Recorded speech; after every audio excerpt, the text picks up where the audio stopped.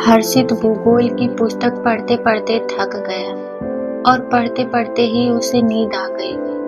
अचानक उसे लगा कि किसी ने उसके कमरे में बत्ती बंद कर दी है। उसने आंखें खोली तो एक हष्ट-पुष्ट भयंकर व्यक्ति को अपने पास।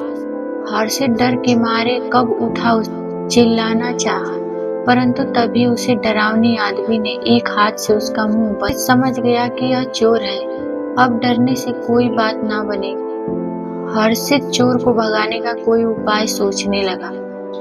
तभी वह हर्षित के कान के पास अपना मुंह लगाकर फुसफुसाया, चुपचाप पड़े रहो, जैसे मैं कहूँ वैसे करते रहो, नहीं तो तुम्हारा काम तमाम कर दिया जाएगा। बताओ तुम्हारे पिता ने गहने और रुपए कहाँ छुपा के रखे हैं? हर्षित कुछ देर के लिए चुप रहा और चोर से निपटने के लिए युक्ति सोच रहा था।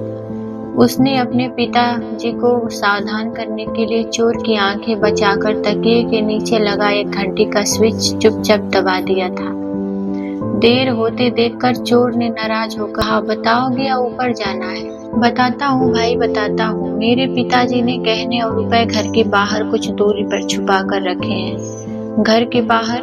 हाँ, घर के बाहर कुछ दूरी पर जमीन में गड़ा है वह संदूक। उसमें है ढेर सारे गहने और मेरे पिताजी इस इलाके के सबसे मालदार आदमी हैं। उनके विचार पुराने हैं। वे बैंक या घर में धन नहीं रखते, धन को जमीन में गाड़ कर रखते हैं। लेकिन तुम कैसे जानते हो कि तुम्हारे पिताजी ने माल बाहर जमीन के नीचे दबा रखा है? एक दिन पिताजी ने मेरी माताजी को बता रहे थे, तभी चुपचाप छुपकर मैंने सब कुछ सुन लिया था। चोर ने हर्षित को बोला, तुम सचमुच बड़े समझदार बालक हो। तुम मुझे माल बताओ, मैं तुम्हें ढेर सारे रुपए दूंगा। मौज करेंगे। करना हो तो अब तुरंत माल का पता बताओ। बता दूंगा, परंतु क्या तुम याद रख पाओगे? मैं सब याद रख लूंगा। अच्छा भाई, सच सच बताओ, तुम एक एक कितने कितने साल फेल हुए हो? परीक्षा में कितने जीरो मिले हैं? हेडमास्टर के कितने डंडे रोजाना कितने बार खाने पड़े हैं? चोर ने कहा, बकवास बंद करो, चुपचाप माल का पता बताओ। वक्त बर्बाद मत करो, बताओ कहाँ दबा है माल? सुनिए पूरा ध्यान लगाकर, कहीं ऐसा ना हो कि रात में भटकते ही रह जाओ। देखो, इस कमरे के दरवाजे से बाहर निकलो। यह भी कोई बताने की बात है? जल्दी की काम की बातें बताओ। हर्षित ने आगे जल्दी जल्दी बताना आरंभ किया। लो जल्दी जल्दी सुनो। गेट के बाएं ओर 50 कदम चलो, फिर दाएं और मुड़ो। आगे लाल रंग का एक बंगला मिलेगा, वहां से फिर बाएं मुड़ो, फिर दाएं फिर बाएं। आगे 3 बार बाएं मुड़ो और 2 बार दाएं।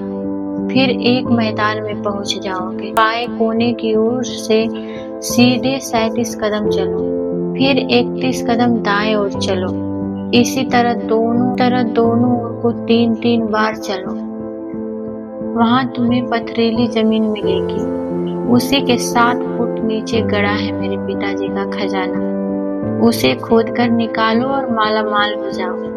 परंतु भाई, मेरा हिस्सा मत भूलना।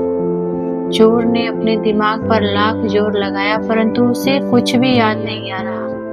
वह परेशान होकर अपना सिर खुजलाने लगा और बोला, इतनी ढेर सारी बातें भला कौन याद रख सकता है? तुम्हें यह सब कुछ कैसे याद है भाई?